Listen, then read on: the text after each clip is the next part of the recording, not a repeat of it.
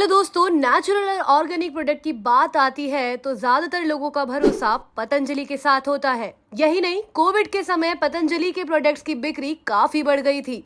आयुर्वेदिक दवाइयों से लेकर खाने या फिर रोजाना इस्तेमाल में आने वाले प्रोडक्ट्स लोगों की पहली पसंद बन गए थे। अब ऐसा हो भी क्यों ना, बाबा रामदेव खुद एडवर्टाइजमेंट के जरिए बीमारों को ठीक करने की दवा जो दे रहे थे, अब यही एडवर्टाइजमेंट उनके गले का फंदा बन चुका है। जी हाँ, एक तरफ जहां बाबा रामदेव की मुश्किलें कम नहीं हो रही हैं, वहीं दूसरी तरफ लोगों का भरोसा पतंजलि से उठता जा रहा है। जब से सुप्रीम कोर्ट ने पतंजलि के मालिक रामदेव बाबा और मैनेजिंग डायरेक्टर बालकृष्णा को फटकार लगाई है, तभी से ये केस पूरे देश में चर्चा का विषय बन चुका है। ये मामला तब सामने आया जब इंडियन मेडिकल एसोसिएशन ने सुप्रीम कोर्ट में याचिका दायर की। 17 अगस्त 2022 में दायर की गई इस याचिका में बताया गया कि पतंजलि ने कोविड वैक्सीनेशन और एलोपैथी के खिलाफ नेगेटिव एडवर्टीजमेंट की है। सिर्फ इतना ही नहीं, खुद की आयुर्वेदिक दवाई और प्रोडक्ट से न सिर्फ कोरोना वायरस बल्कि डायबिटिक और अस्थमा जैसी गंभीर बीमारी को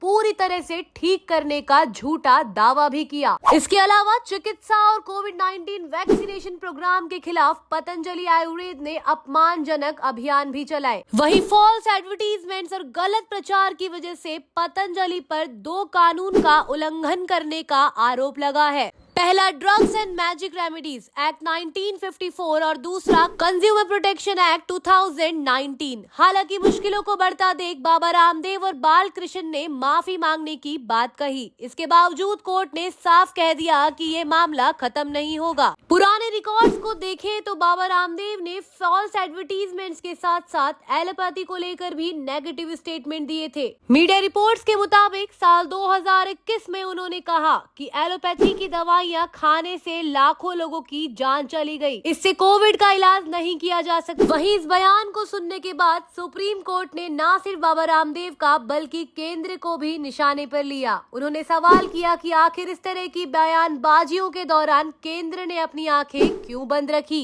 इसके अलावा उत्तराखंड सरकार पर भी भड़के कि उन्होंने पतंजलि पर कोई एक्शन क्यों नहीं लिया। वहीं इस मामले के सामने आने के बाद सुप्रीम कोर्ट ने पतंजलि के प्रोडक्ट्स के एडवर्टीजमेंट्स को बैन कर दिया है और तभी से उसके शेयर के दामों में गिरावट आ गई थी। हालांकि ये पहली बार नहीं है जब उनके प्रोडक्ट्स की एडवर्टीजमेंट्स को बैन किया हो। इससे पहले 2016 में पतंजलि ने अपनी कच्ची घानी ऑयल को लेकर एक एडवर्टीजमेंट चलाया था, जिसमें उन्होंने दूसरी कंपनी के ऑयल में हानिकारक तत्व होने की बात कही और अपने ऑयल को प्योर बताया। और जब ASCI ने इसे लेकर प्रूफ मांगे तो उनके पास कोई जवाब नहीं था, जिसके बाद उस एडवर्टीजमेंट्स को बैन कर दिया गया। इसके बाद भी बाबा रामदेव रुके नहीं। उन्होंने एक बार फिर से अपने डेंटल केयर प्रोडक्ट देवकांति मंजन को वेजिटेरियन बताकर मार्केट में बेचा, जबकि उनमें non vegetarian ingredients cuttle fish bone का इस्तेमाल किया गया था। पतंजलि का ये मामला सामने आने के बाद साफ है कि आयुर्वेद और उससे जुड़े प्रोडक्ट को लेकर सख्त कानून बनाने की जरूरत है। फिलहाल के लिए बस इतना ही। आपको हमारी ये खबर कैसी लगी, इस पर कमेंट करके जरूर बताइएगा।